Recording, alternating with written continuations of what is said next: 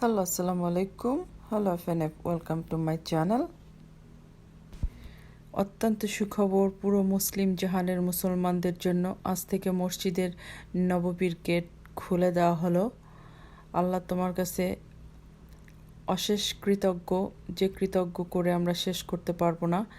এই দরজা যেন আর কোনো দিনই না বন্ধ হয়, রোজ কিয়ামত পর্যন্ত যেন এই দরজাটা মুসলমানদের জন্য খোলা থাকে। ধারণ ক্ষমতার 40% মুসল্লির উপস্থিত হতে পারে মসজিদের নববীতে। ফজরের নামাজ থেকে চালু হতে যাচ্ছে মসজিদের সকল ধর্মীয় কার্যক্রম। আর সেই সাথে মসজিদের সকল কার্পেটগুলো তুলে ফেলেছে। আর যার যার মানে বাসা থেকে সবাইকে জায়নামাজ নিয়ে এসে নামাজ পড়ার জন্য বলেছেন। আর সামাজিক দূরত্ব, সোশ্যাল ডিস্টেন্স মেনটেন করে সবাইকে নামাজ পড়তে বলেছেন। মুখে মাস্ক, হাতে গ্লাভস, এগুলো তো থাকবেই। তো এগুলো আমরা অবশ্যই মানব। আমাদের প্রিয় নবী মোহাম্মদ সাল্লাল্লাহু আলাইহি সাল্লামের স্মৃতি বিজড়িত মদিনার মসজিদের নববী, এটা মুসলমানদের কাছে অত্যন্ত পবিত্র এই স্থান। খুলে দেওয়ার সিদ্ধান্ত নিয়েছেন সৌদি আরবের বাদশাহ সালমান বিন আব্দুল আজিজ আল সৌদ। উনি অত্যন্ত একটা ভালো সিদ্ধান্ত নিয়েছেন।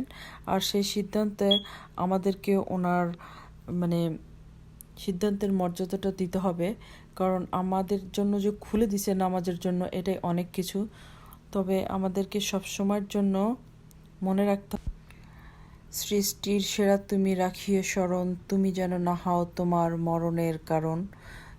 এই কথাগুলো চিরন্তন সত্য, যে আমার জন্য যেন কারো মরণ না হয়, বা কারো জন্য যেন আমি মরণের কারণ না হই।